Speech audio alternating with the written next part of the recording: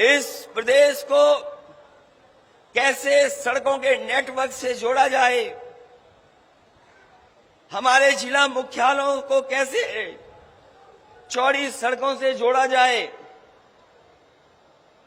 क्योंकि ये बात मानी गई है और अमेरिका के बारे में उदाहरण दिया जाता है कि अमेरिका ने सड़कें बनाई और सड़कों ने अमेरिका को बना दिया।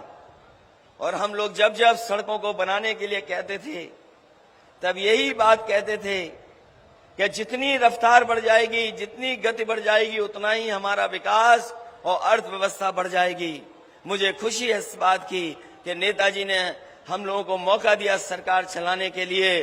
देश का सबसे बेहतर एक्सप्रेस वे अगर किसी ने बना करके खड़ा किया तो समाजवादी सरकार में वो बन करके तैयार हुआ।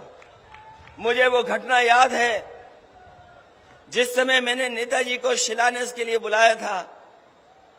उस समय पूरे के पूरे हमारे प्रेस के लोग मौजूद थे, पूरा कार्यक्रम लाइव था।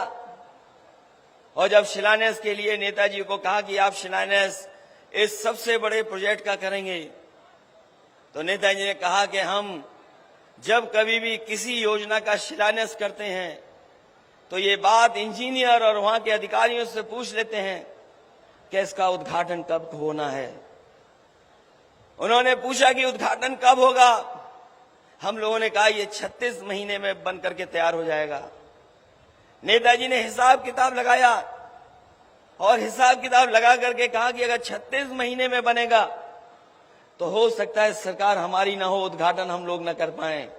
इसलिए नेताजी ने वहीं कहा कि इस हाईवे को कम से कम ऐसा जल्दी बना दो जिससे उद्घाटन करने का मौका हम लोगों को मिल जाए।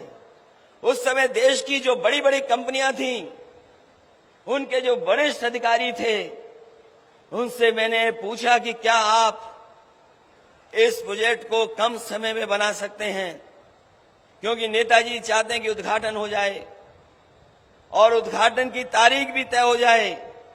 उन्होंने कहा कि अगर सरकार और मुख्यमंत्री सहयोग कर देंगे तो ये सड़क कम समय में बन करके तैयार हो जाएगी।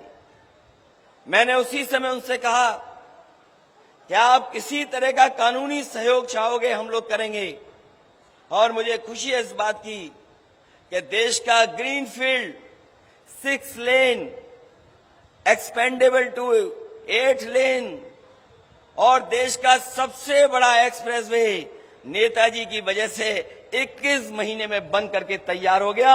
और जब उद्घाटन हुआ था तो आपको याद होगा देश के सबसे बेहतरीन लड़ाकू विमान उसी सड़क पर उतारने का काम समाजवादियों ने कर करके दिखाया था।